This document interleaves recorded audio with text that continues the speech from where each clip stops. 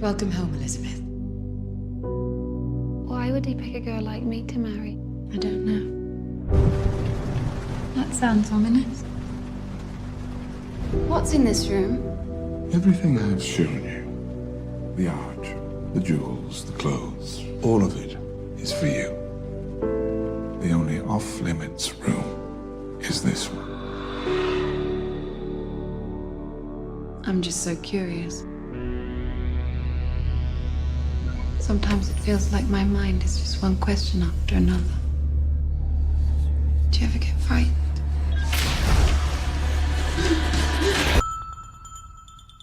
How's your lovely young wife? Young and lovely. I tried to make a phone call yesterday, but the line was dead. Hello? That happens all the time here. Let me hear you say it's done. I disagree.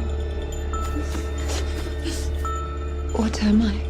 You went into the room he told you not to go into, did you not? Yes.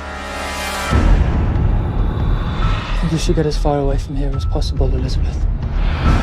The only measure of an action is its consequence. I think husbands and wives should always be truthful. Wouldn't you agree? My point, precisely.